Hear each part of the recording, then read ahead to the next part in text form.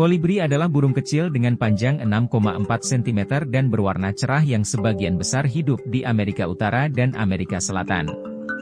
Seekor kolibri mempunyai sekitar 1000 bulu yang bergemerlapan sehingga dapat memantulkan dan memancarkan sinar warna-warni yang dapat berubah ketika burung bergerak seperti minyak pada air. Ada lebih dari 300 spesies burung kolibri hidup di dalam wilayah hutan Amazon, Amerika Selatan.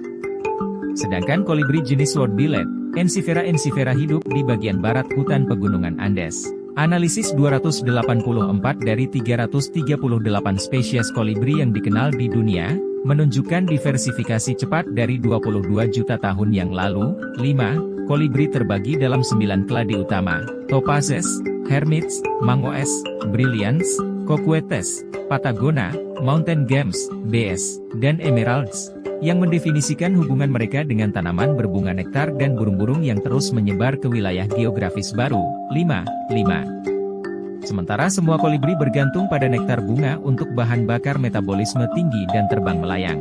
Perubahan terkoordinasi dalam bentuk bunga dan paruh merangsang pembentukan spesies kolibri baru dan spesies tanaman baru. Karena pola evolusi yang luar biasa ini, sebanyak 140 spesies burung kolibri dapat hidup berdampingan di wilayah tertentu, seperti jajaran Andes. 5. Pohon evolusi burung kolibri menunjukkan leluhur kolibri merupakan yang terpisah dari burung pemangsa serangga, keluarga Apodidae, dan burung pohon, keluarga Hemiprocnidae, sekitar 42 juta tahun yang lalu. Mungkin di Eurasia. 5. Salah satu faktor evolusioner utama tampaknya adalah reseptor rasa yang berubah yang memungkinkan kolibri mencari nektar. 6. Pada 22 juta tahun yang lalu spesies leluhur kolibri saat ini menjadi mapan di Amerika Selatan, di mana kondisi lingkungan merangsang diversifikasi lebih lanjut. 5. Pegunungan Andes tampaknya menjadi lingkungan yang kaya akan evolusi burung kolibri karena diversifikasi terjadi bersamaan dengan peningkatan ketinggian gunung selama 10 juta tahun terakhir. 5. Burung kolibri tetap berada dalam diversifikasi dinamis yang mendiami wilayah ekologi di seluruh Amerika Selatan, Amerika Utara, dan Karibia, menunjukkan radiasi evolusi yang semakin besar. 5. Di dalam wilayah geografis yang sama, kelopak burung kolibri berevolusi bersama dengan kelompok tanaman yang mengandung nektar. 7. Yang memengaruhi mekanisme penyerbukan. Hal yang sama berlaku untuk burung kolibri yang bermata pedang, Ensifera ensifera, salah satu spesies yang berevolusi secara morfologis paling ekstrim, dengan salah satu dari tanaman pangan utama, Passiflora section taxonia. Burung kolibri menunjukkan dimorfisme seksual menurut aturan Renz, di mana jantan lebih kecil dari betina dalam spesies kecil, dan jantan lebih besar dari betina dalam spesies berbadan besar. Luasnya perbedaan ukuran seksual ini bervariasi di antara kawanan kolibri. 9. 10. Misalnya, klade Melisugini menunjukkan dimorfisme ukuran besar, dengan wanita lebih besar daripada pria. Sebaliknya, klade Lopomitini menampilkan dimorfisme ukuran sangat kecil, jantan dan betina memiliki ukuran yang serupa. Dimorfisme seksual dalam ukuran dan bentuk paruh juga terdapat di antara kolibri jantan dan betina. 10. Di mana banyak klades, betina memiliki paruh yang lebih panjang dan melengkung yang digunakan untuk meraih nektar dari bunga-bunga.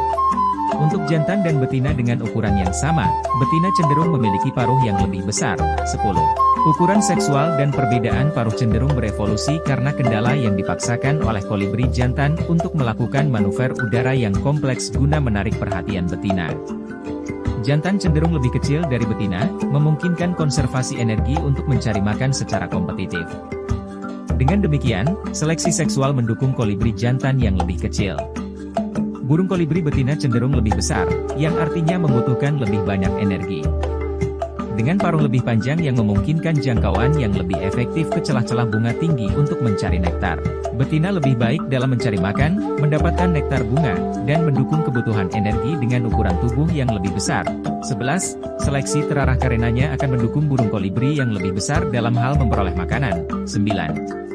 Penyebab lain dari dimorfisme seksual ini adalah bahwa kekuatan selektif dari persaingan untuk nektar antara jenis kelamin masing-masing spesies mendorong dimorfisme seksual.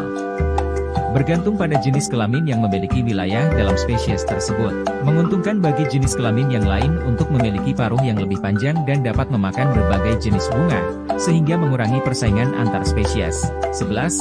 Misalnya, pada spesies kolibri di mana jantan memiliki agihan lebih luas, jantan tidak memiliki wilayah tertentu. Pada spesies di mana jantan memiliki agihan lebih kecil daripada betina, jantan mempertahankan sumber dayanya dan karenanya betina harus memiliki agihan yang lebih luas untuk mencari makan dari daerah berbunga yang lebih luas. 11. Evolusi dengan bunga Ornithophilus. Sunting. Burung kolibri adalah nektarivora yang terkhusus dan terikat pada bunga Ornithophilus yang menjadi makanannya. Beberapa spesies, terutama yang memiliki bentuk paruh yang tidak biasa, seperti burung kolibri bermata pedang dan sabit, secara bersama-sama berevolusi dengan sejumlah kecil spesies bunga. Namun, bahkan dalam simbiosis mutualisme antara tanaman dengan burung kolibri yang paling terspesialisasi, jumlah garis keturunan tanaman makanan dari masing-masing spesies burung kolibri meningkat seiring waktu. 12. Burung kolibri lebah, Melisuga helenae, burung terkecil di dunia. Berevolusi menjadi kerdil karena ia harus bersaing dengan kolibri berdaun panjang yang memiliki keuntungan untuk mencari makan nektar dari bunga-bunga khusus. Akibatnya mengarahkan kolibri lebah untuk lebih bersaing memperebutkan bunga yang dicari serangga. 13. Kebanyakan tanaman yang diserbuki oleh kolibri menghasilkan bunga berwarna merah, oranye, dan merah muda cerah. Meskipun burung ini juga mengambil nektar dari bunga-bunga dengan warna lain juga. Burung kolibri dapat melihat panjang gelombang mendekati ultraviolet, tetapi bunga yang diserbuki burung kolibri tidak mencerminkan panjang gelombang ini seperti halnya banyak bunga yang diserbuki serangga. Spektrum warna yang sempit ini dapat membuat bunga yang diserbuki burung kolibri relatif tidak menarik bagi sebagian besar serangga, sehingga mengurangi perampokan nektar oleh serangga. 14. Bunga yang diserbuki burung kolibri juga menghasilkan nektar yang relatif lemah, rata-rata 25% gula, yang mengandung sukrosa dalam jumlah besar. Sedangkan bunga yang diserbuki serangga biasanya menghasilkan nektar yang lebih pekat yang didominasi oleh fruktosa dan glukosa. 15. Evolusi agihan. Sunting. Setelah matang, jantan dari spesies tertentu seperti Paetornis longirostris, tampaknya mengembangkan senjata seperti belati di ujung paruh sebagai ciri seksual sekunder untuk mempertahankan daerah perkawinan. 16. Kolibri adalah penerbang yang ulung dengan gerakan sayap yang sangat cepat. 1 detik mencapai Desember 80 kali kepakan. 1. Seorang peneliti dari Universitas California bernama Christopher Clark melakukan pengamatan untuk mengukur kecepatan burung kolibri betina. Christopher mengambil gambar menggunakan kamera super cepat sehingga bisa menangkap setiap gerakan dari burung kolibri. Ia berhasil mendapatkan 500 gambar yang berbeda dalam 1 detik. 17. Karena kolibri terbang sangat cepat, maka ia membutuhkan tenaga yang cukup besar dan untuk mendapatkan energi yang besar. Seekor kolibri membutuhkan asupan makanan yang berkalori tinggi seperti nektar atau bagian dari inti sari bunga yang diisap dengan paruhnya yang kecil dan panjang. 1. Varietas kolibri berparuh panjang mendapatkan makanannya dengan cara mengisap madu seperti biasa, namun untuk varietas lain, kolibri akan mengebor sebuah lubang menembus pangkal bunga ke dalam madu, lalu menyisipkan paruhnya dalam lubang tersebut. 18.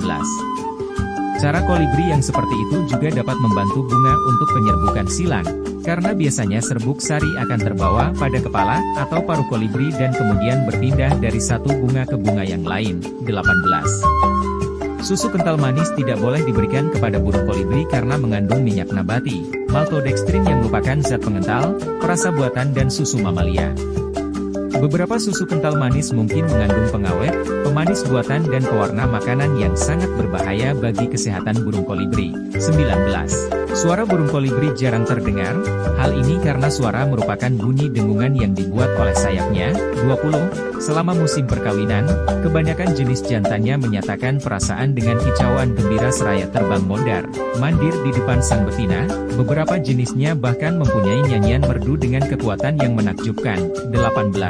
Sedangkan betinanya untuk menarik perhatian dari jantan, mereka akan terbang berkelompok dengan kecepatan tinggi dan kemudian melakukan akrobat di udara, seperti pada pesawat jet. 17. Burung kolibri hanya bertelur 2 buah dengan warna putih bersih tanpa ada bercak sama sekali. 18. Telur tersebut ditempatkan di dalam sarang yang dibuat secara terampil dari bulu halus tanaman atau terikat pada tempatnya jaring laba-laba. 18. Sisi luar sarang biasanya berhiaskan lumut kerat dan sedikit lumut daun. 18. Burung terkecil di dunia adalah burung kolibri lebah. Telurnya tidak lebih besar dari kacang polong. 20. Kolibri berleher rubi biasanya melakukan perjalanan 500 mil di Teluk Meksiko tanpa henti. 22.